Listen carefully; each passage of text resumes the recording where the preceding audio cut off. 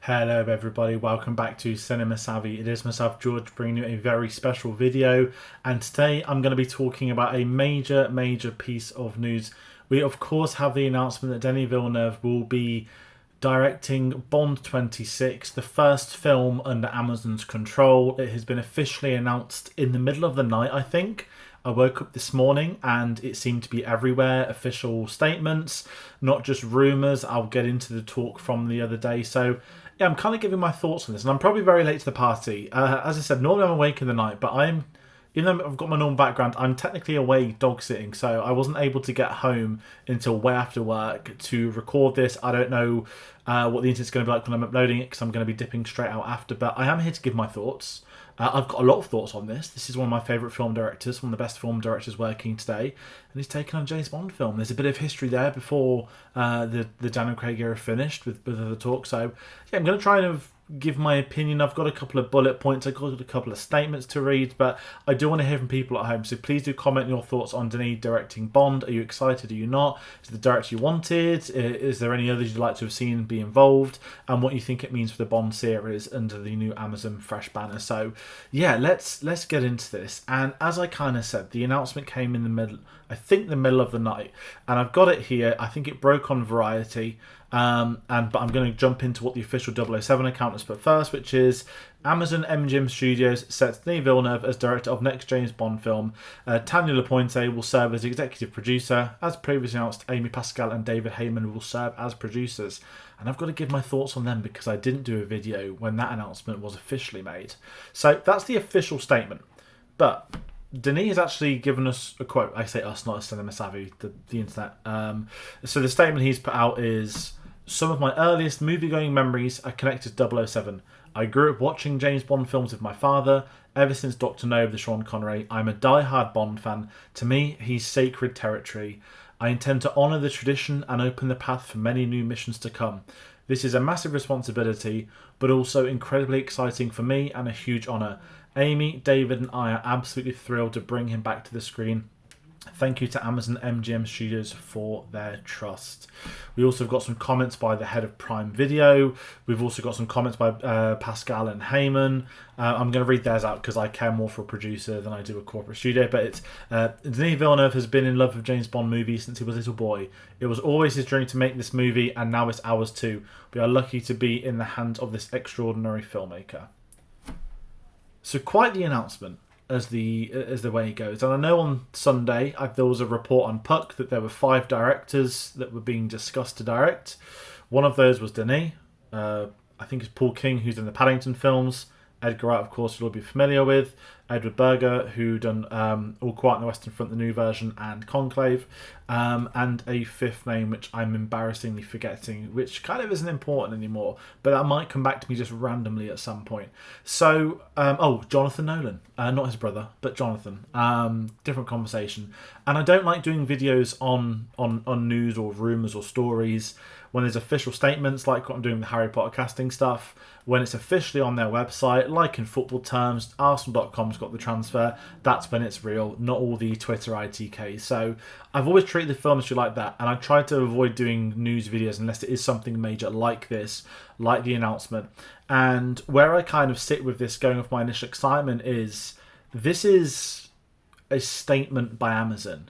This is one of the most in-demand working directors today, that if he was available with an original project, I can guarantee you right now, every single studio will be trying to get that film made. They would want Denis working in their studio on their product.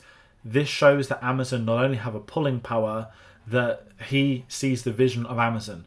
He isn't going to go to some random junkyard Netflix who say, yeah, we'll put it out in cinemas for 5 days and then we'll put it online after showing it in 3 places for 5 days, one screening a day at 7 in the morning. We're not getting any of that nonsense. Amazon are clearly invested in this series, as they should be, not from a financial perspective, but from a reputational perspective. They are trying to make their studios, I don't want to say seem not like a joke. To be taken seriously within the theatrical world, they need to have not just blockbusters, they need to have a library of such of films to be made. And you can't just click your fingers and build that overnight. You can green light a gazillion different things and make a lot of trash like Netflix do, and I don't use that word lightly. There is a lot of nonsense on Netflix, and their entire philosophy as a studio is essentially, we hope one of these gets big and sticks with people, and then it will be a big thing. Whereas you've got Apple Studios, who I think are the best in the absolute game. Whilst their films aren't on the level of their TV yet, the fact they've had a Scorsese film, the F1 film is out in cinemas now. That's a studio working with some of the biggest brands and the best directors, and it shows they are there to be taken seriously as a studio. And by being taken seriously as a studio, you attract more and more of the top quality directors, producers, actors, writers. Everyone would want to go to Apple. If I was a writer, if I had a series, I'd be begging that Apple's the one that buys it. They don't hastily cancel things. They take the time, they put the budget in, and they are there taken seriously as a studio. But I don't think Amazon's at that level yet. They've had some notable projects, for better or for worse. A lot of conversations going around. But the fact, ultimately, what Amazon is a website to buy stuff from, and it does fall in line with that. But if Amazon are to start being taken seriously with the MGM merger, again, buying them for the sake of a library, now they've got control of the biggest asset. The first film is the most important for the entirety of Amazon's studio future. If they get this first film wrong, Bond as a franchise is, I'm going to say, not finished, but Bond will be right down the pecking order. Everyone would have said we saw it coming, this. And I've got to say, since the takeover announcement, they have moved very well. They seem to have the reputation of the James Bond series intact. I'm not going to get involved in the game. I'm excited for the game that's coming out. I know that's been in production for years and years, so it's a bit of everything with that.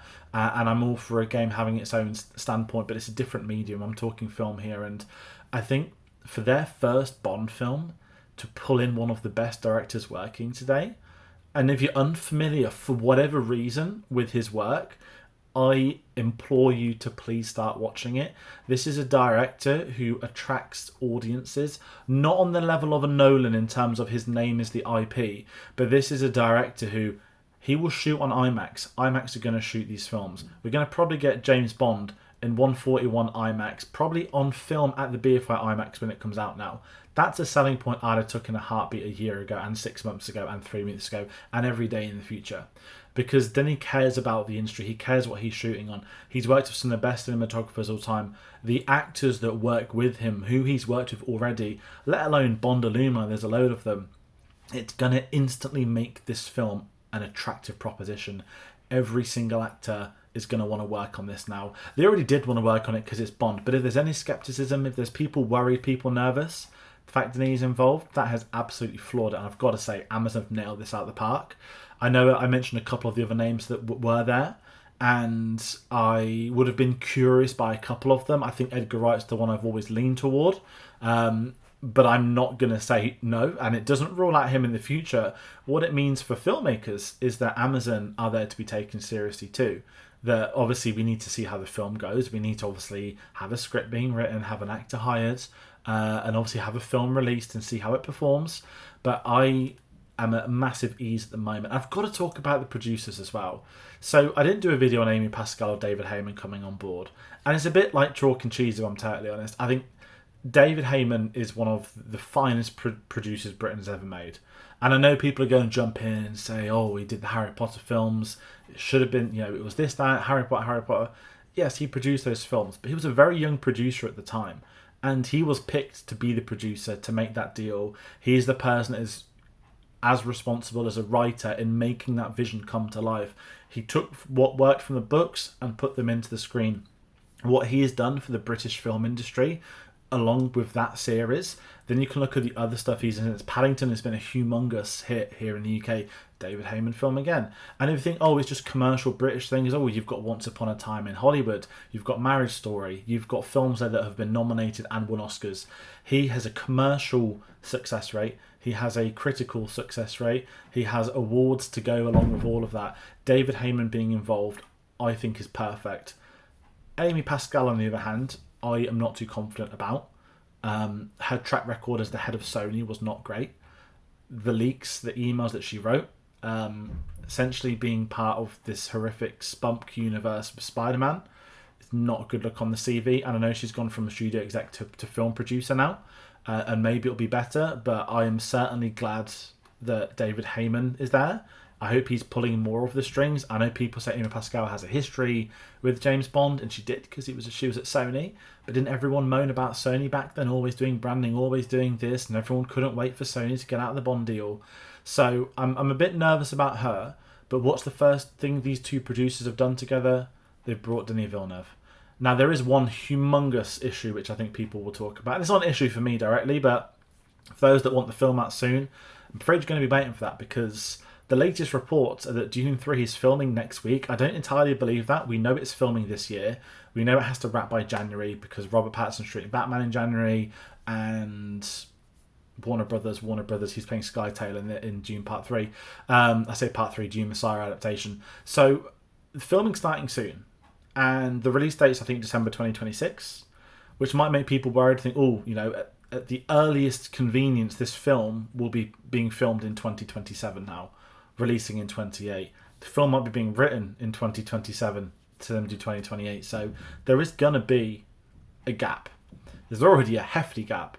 But I am absolutely fine to wait for that. And I will add, if anyone is really nervous or upset by that, if you look at the release dates of Denis Villeneuve's last decade, he had a filming year from I think 2013 through to 2017 before he started working on Dune. And obviously, the fact he's been able to essentially make a Dune trilogy in between Bond films is insane. And people didn't know that, or if you didn't know, he was offered No Time to Die. That was a humongous talking point at the time, that he turned down directing No Time to Die. If he did that, he wouldn't be able to do the Dune films, and that's what he wanted to do, and I respect that. Not only has he proven with that he can do the commercial side of films, he's had very success with the award type things, if that's what the studio's looking for, but he will bring an audience. You can put the names on the trailer, all the usual stuff. Bond doesn't need anything to advertise itself, but when you're bringing in a prestigious director to work on the first new film in what could be 7-8 years, in a new era away from Barbara Broccoli and Eon, although it's obviously a director they've reached out to before, a director who spoke about directing Bond a great many times, I'm all for that, and I'm excited for that, and I think this is an amazing thing for the James Bond series. I'm very excited. We know he can do action, we know he can do drama.